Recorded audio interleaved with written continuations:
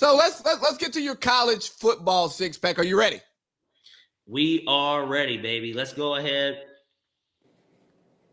Let's get the college picks going. All right.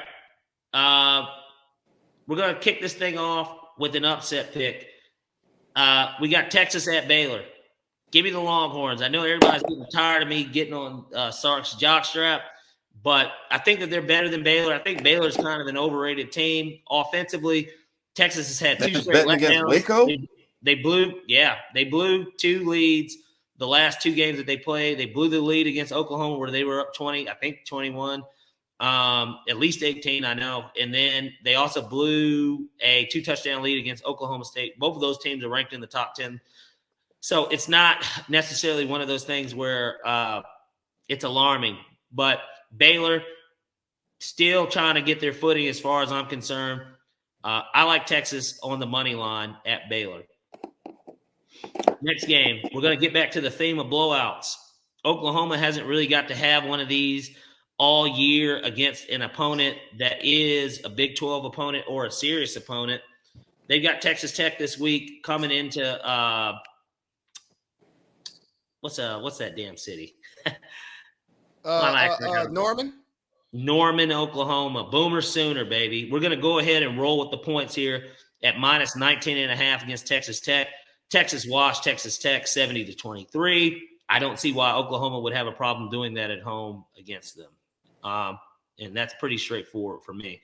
If anything, we might even see Spencer Rattler get 3 touchdowns in the second half because of how bad the first half should be. So, is Spencer Rattler even starting anymore? No, but the point is, right, he'll get his 3 touchdowns in the second half because that's how bad. And hell, if he's the backup coming in, he was the Heisman favorite. They're going to pour on points on these guys. Bro, what are two or three Heisman favorites have been benched? Because DJ, I'm not going to try to say his last name. He got benched too. Huh? He did. And then for the next game, we're going to roll with BYU on the spread. They're at home against Virginia. Virginia's got a high-flying offense. BYU has been scathing off of not being ranked now the last 3 weeks in a row. I like them at home. The Mormons will be out. It ought to be a damn good Saturday in Utah. Virginia's got a terrible defense. Got to be one of the worst defenses in college football. I think that the whiteout and the Mormon out is going to get to those boys, and that they should cover the -3, and that's at plus odds too. It's even money to get them at -3. I like them to cover the 3 at home against Virginia. Next game, we're going to get back to blowouts, SEC style this time. Give me Missouri at Vanderbilt. You should fade Vanderbilt every fucking week. I don't care who they play. Last week, we hit the nail on the head with Vanderbilt and who did they play? Mississippi State. I think the spread was 20.5. Mississippi State won by like 30-something. This is a bad football team, and everybody knows it. Missouri, actually, even though they're not very good either, they at least score points. I like the idea of them winning by 2 touchdowns and a field goal. So give me Missouri -16 at Vandy. Next game, we got another upset pick. Iowa is number 9. They came out flat as fuck against Purdue, but they had the bye week last week. They're still in the top 10. They're at Wisconsin, a team that can't score. Iowa really can't score either, but I think they're better than Wisconsin. Wisconsin's got probably the most vanilla offense. I mean, they might as well be running the fucking wishbone for all we know. Give me Iowa to come in there with that stout defense and to try and keep their Big Ten title hopes / playoff hopes alive on the road at plus odds. I love it. Money line. And then for the final pick, we know that we couldn't leave without me hopping back on the G. There we go. He's pointing at it on his shirt, guys. Let's go with Georgia and the world's largest cocktail party. I forgot what they changed the name to now because it's not that anymore. It's the world's largest outdoor party, I think, now.